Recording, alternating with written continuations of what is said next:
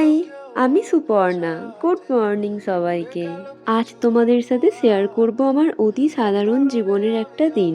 আজ অন্য দিনের তুলনায় একটু তাড়াতাড়ি ঘুম থেকে উঠেছিলাম। উঠেই প্রথমে বাইরের ওয়েদারটা দেখছিলাম। এখন সকাল 10টা বাজে, কিন্তু সূর্যি মামার দেখাই নেই। আজকে মেঘ করে আছে আর খুব হাওয়া দিচ্ছে। তারপর আমার ঘরটা পরিষ্কার করে নিয়ে একটু বাইরের দিকে গিয়েছিলাম। সকালে তোমার তাড়াতাড়ি ওঠাই হয় না, তাই আর বাইরের দিকেও যাওয়া হয় না।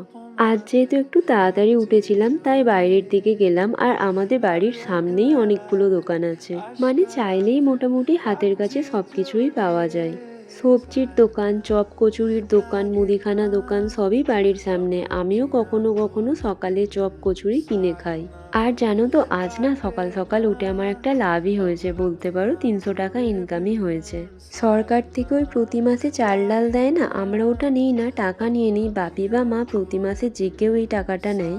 আমি যেহেতু ওই সময়টা ঘুমাই, তাই আমার আর ওই টাকাটা নেওয়া হয় না। আজ যেহেতু আমি তাড়াতাড়ি উঠেছিলাম, তাই ওই টাকাটা পেলাম। আমার তো ভীষণ মজা হয়েছে। যতই বাপি মায়ের থেকে টাকা নিই না কেন, কেন জানি না এই টাকাটা পেয়ে আমার ভীষণ মজা লাগছিল।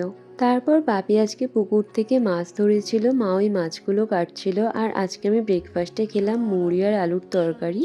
তারপর চুলে তেল লাগিয়ে কিছুক্ষণ রেখে স্নান করে নিলাম। তারপর লাঞ্চ করলাম। আর আজকে লাঞ্চের মেনুতে ছিল ভাত, বিট গাজর সেদ্ধ, মূলো ভাজা আর ফুলকপি আলু দিয়ে মাছের ঝোল। তারপর খাওয়া দাওয়া করে একটু রোদে বসছিলাম। এখন প্রতিদিনই খাওয়া দাওয়ার পর একটু রোদে বসি। আর আজ দুপুরে অনেকগুলো হনুমান এসেছিল আমাদের পাড়ার, তো সবাই সেই নিয়ে হই হই করছিল।